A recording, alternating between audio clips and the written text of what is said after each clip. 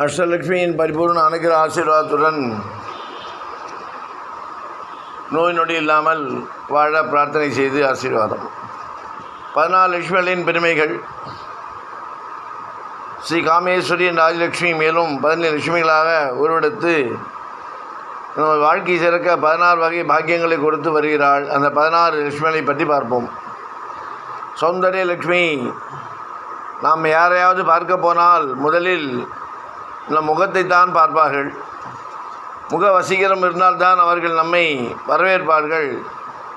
இதற்கு சௌந்தரலட்சுமி கரம் என்று பெயர்.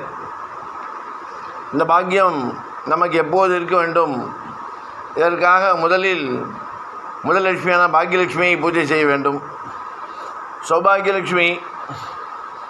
போகும் இடத்தில் நமக்கு வரவேற்பு நன்றாக இருந்தாலும் நமது சௌபாகியங்களான நல்லவர்கள் இருக்க வேண்டும். அதாவது நல்ல மனைவி, நல்ல கணவன், வீடு வாசல், வாகனம், மற்ற வசதிகள் என பலவிதங்களில் நன்மை ஏற்பட சௌபாகியம் லட்சுமியின் அருள் வேண்டும். அதற்கான சௌபாகிய லட்சுமி மனதில் நினைத்து வழிபட வேண்டும். அடுத்ததாக கீர்த்தி லட்சுமி. அவள் கீர்த்தியை தருபவள். அவளை வணங்கினால் கீர்த்தியுடன் வாழலாம். அதுக்கு மேலாக வீரலட்சுமி. நம்மையும் நமது மனைவி, மக்கள், செல்வம் போன்றவற்றையும் காப்பாற்றி கொள்ள நம்மிடம் வீரம் இருக்க வேண்டும். இந்த வீரத்தை அல்பவள் வீரலட்சுமி. வீரலட்சுமியை வணங்கினால் இந்த பாக்கியத்தை பெறலாம். விஜயலட்சுமி. மனிதனுக்கு எவ்வளவு செல்வங்கள் மதிப்பு இருந்தாலும் அவனுக்கு செல்வாக்கு என்பது அவசியம் வேண்டும். எதை எடுத்து செய்தாலும் அதில் வெற்றியை காண வேண்டும். அதற்கு அருள் புரியவள் விஜயலட்சுமி தான். அவளை வணங்கி பாக்கியத்தை பெறலாம். அடுத்து சந்தானலட்சுமி. மனிதனுக்கு அழகு, செல்வம், செல்வாக்கு என பல பாக்கியங்கள் இருந்தாலும் அவனுக்கு குழந்தை இருந்தால்தான் அவன் பெருமை அடைகிறான். அந்த நல்ல குழந்தையாகவும் இருக்க வேண்டும். இதற்கு அருள் புரிபவள் சந்தானலட்சுமி. அவளை வணங்கி அந்த சந்தான பாக்கியத்தை ஏற்படுத்திக் கொள்வோம். மேதாலட்சுமி. பல முக்கியமான விஷயங்களில் முடிவெடுக்க வேண்டிய முதல் சூழல் நமக்கு ஏற்படும். அதில் சரியான முடிவை தீர்மானிக்க புத்தி சரிவர வேலை செய்ய வேண்டும். அதற்கு மேதாலட்சுமி அருள் வேண்டும். அவள் வணங்கினால் அந்த பாக்கியம் கிடைக்கும். வித்யாலட்சுமி என்பது கல்வி போன்ற தொழில், வாழ்க்கை கல்வி, அறிவு கல்வி போன்று பலகைப்பட்டது. இவை அனைத்தும் அனைதலும் வித்தை என்பது ஸ்ரீவித்யை என்று கூறப்படும். காமேஸ்வரனின் பஞ்சதசி மந்திரங்களே ஆகும். இந்த மந்திர சக்தியினால் எதையும் சாதிக்க முடியும். அது அடைவதற்கு வித்யாலட்சுமியை அருள் வேண்டும். அஷ்டலட்சுமி. துஷ்டி லட்சுமி. எல்லா பாக்கியங்களும் இருந்தாலும் எவரிடம் சொல்லிக்கொள்ள முடியாதபடி மனவேதனை இருக்கும். அந்த மனவேதனையை அகற்றி ஆனந்தத்தை அளிப்பவள் அஷ்டலட்சுமி ஆவாள். புஷ்டிலட்சுமி. வெளியும் நாம் பழகும்போது நம்முடைய சரீரத்தை கண்டு எவரும் அருவருப்பு கொள்ளாமல் இருக்க வேண்டும். அந்த பாக்கியத்தை பெற புஷ்டிலட்சுமியை நாம் வணங்க வேண்டும். ஞானலட்சுமி. வாழ்க்கையின் எல்லா சுகங்களையும் அனுபவித்தாலும் அவள் சுகங்களுக்கும் நிலையானது அல்ல. நாம் ஆசைப்பட்ட பொருட்கள் யாவும் ஒரு காலகட்டத்தில் நம்மை விட்டு பிரிந்துவிடும் என்ற அறிவு நமக்கு இருந்தாலும் நாம் அதற்கு பயப்பட வேண்டிய அவசியமில்லை. அந்த அருளை நமக்கு அளிப்பவள் ஞானலட்சுமி ஆவாள். சக்திலட்சுமி. இன்று இறை அருளால் எல்லாவித பாக்கியங்களும் நாம் அடைந்திருந்தாலும் நாம் உடலிலும் மனதிலும் சக்தி வேண்டும். எல்லா காரியங்களையும் சாதிக்க வேண்டுமானால் மனோபலம் அவசியம் தேவை. இதனை பெற சக்தி லட்சுமியை நாம் வணங்கினால் போதும். சாந்தி லட்சுமி. எவ்வளவு செல்வம், செல்வாக்கு இருந்தாலும் ஏதோ ஒன்று மனதை உறுதி கொண்டே நமது அமைதியை கெடுத்து வரும். அத்தகைய தொல்லைகள் ஏதும் இல்லாமல் இருந்து சாதிக்க வேண்டும், சாந்தி பெற வேண்டும் என்ற அமைதி அவசியம் வேண்டும். இந்த அருளை பெற சாந்தி லட்சுமியை வணங்க வேண்டும். சாம்ராஜ்ய லட்சுமி. மனிதனுக்கு பெருமை என்பது மிக மிக அவசியம். வீட்டில் குழந்தைகள் நம்மை மதிக்க வேண்டும். மனைவி பெருமை கொள்ள வேண்டும். நல்ல மனைவி அடைந்ததற்கு கணவனும் பெருமை கொள்ள வேண்டும். சமூகத்தில் ஒரு உரிய அந்தஸ்து கிடைக்க வேண்டும் என்று இந்த பாக்கியங்களை பெற சாம்ராஜ்ய லட்சுமி, ஆரோக்கிய லட்சுமி, மனிதனுக்கு எல்லா வசதிகளும் இருந்த உடல் ஆரோக்கியத்துடன் இல்லை என்றால் எந்த வசதிகளையும் அனுபவிக்க முடியாது. உடல் ஆரோக்கியமாக இருந்தால்தான் மேற்கூறப்பட்ட 14 லட்சுமியையும் அருளை பெற்றுத்தான் பயன்களை பெற முடியும். அந்த உடல் ஆரோக்கியத்தை பெற ஆரோக்கிய லட்சுமியை வரல வேண்டும்.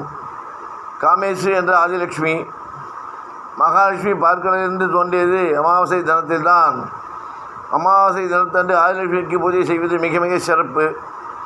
இந்த ஆதிலட்சுமி முக்கோணத்தில் நடுவில் காமேஸ்வரி என்ற திருநாமத்துடன் விட்டிருக்கிறாள். முக்கோண வடிவில் உள்ள எந்திரத்தில் 3 பக்கங்களிலும் 5 லட்சுமிகளால் சூழப்பட்டு நடுவில் ஆனந்தமாக வீட்டிருக்கிறாள். அவளது அம்சங்களே மற்ற 15 லட்சுமிகளின் அம்சங்களாகும்.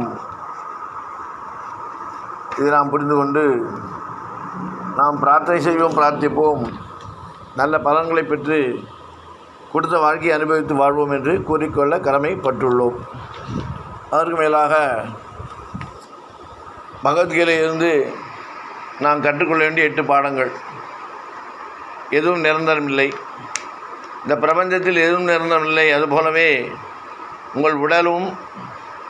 எனவே உங்கள் உடலை கொண்டு அங்கே அடையாளத்தை படுத்துவதும் தேவையற்றது. உங்கள் நித்திய ஆத்மாவை தவிர அனைத்துமே நிலையற்றது. நிலையற்ற பொருட்களில் உங்கள் நம்பிக்கையை வைப்பது பயனற்றது. அவை விரைவில் அல்லது பின்னர் அழிந்து போகும் தன்மை கொண்டவை. மேலும் பற்றுதல் துன்பத்தை தருகிறது. செயலற்று இருப்பது முட்டாள்தனம். எழுதப்பட்டுள்ள உலக கனவைகளிலிருந்து தப்பிக்க முயற்சிக்கும் ஒருவர் ஏமாற்றப்படுவார். தனது பொறுப்புகளிலிருந்து தப்பிக்க முயற்சிக்காமல் ஒருவர் செயலாற்றும் போது உண்மையான விடுதலை சாத்தியமாகிறது. முடிவு பற்றி கவலைப்படாதே, கடின உழைப்பு வேண்டும். முடிவை பற்றி கவலைகளை ஒதுக்கி வைக்கும்போது நீங்கள் கடினமாக உழைக்க முடியும் மற்றும் விளைவின் தன்மை குறித்து கவலை இல்லாமல் சந்தோஷமாக இருக்க முடியும். ஆசையை வெல்லுங்கள். ஒரு ஸ்திரமான மனதாலேயே ஆசையின் தன்மை மற்றும் அமைப்பை புரிந்து கொள்ள முடியும். மேலும் இது ஆசையின் கட்டுப்பாட்டில் இல்லாமல் சுதந்திரமாக இருக்கும். சுயநலமுள்ள ஞானத்தை மறைக்கும். மனமானது சுயநலத்தின் அமிழ்ந்திருப்பது ஒரு கண்ணாடியானது மூடுபனி அல்லது தூசியால் மூடப்பட்டிருப்பது ஒப்பானதாகும். சுயநலத்தை ஒதுக்கி வைக்கும்போது மனதில் தெளிவு நம்பிக்கை நிலவுகிறது. சமநிலைத்தன்மை வேண்டும். மிக அதிகமான அல்லது மிக குறைவான எதுவும் வாழ்க்கையை சமநிலையற்ற தன்மையை உருவாக்கும். எனவே உணவு, தூக்கம், உடல் இன்பம் எதுவாயினும் சமநிலை அவசியம். சினம் உங்களை வஞ்சிக்கும். கோபம் உங்களை குழப்பமடை செய்யும். கோபத்துடன் செய்யும் செயல்கள் பயனற்று போகும். ஒரு கோபமாக இருக்கும்போது மனமானது தர்க்கம் மற்றும் காரணங்களை இழக்கிறது. சினம் ஒரு மிகப்பெரிய மனிதரை கூட வீழ்த்தும். கடவுள் உங்களுக்குள்ளே இருக்கிறார். ஒரு உச்ச சக்தியானது பிரபஞ்சத்தின் அனைத்து இடங்களிலும் உயிருள்ள மற்றும் உயிரற்ற பொருட்களிலும் உள்ளது. மனிதன் இதில் ஒரு சிறிய துண்டு ஆவான். எல்லாத்துக்குமே காரணம் இல்லாத காரியமோ காரியம் இல்லாத காரணமோ பகவான் இந்த உலகத்தை சுற்றிக்கலை. இந்த உலகத்தில் நம்மளை வாழ வைக்கலை. எல்லாத்தையுமே ஒரு காரிய பொருளாக, காரண பொருளாக, சாட்சி பொருளாக தான் ஒவ்வொன்றையும் வச்சு நடத்துகிறான்.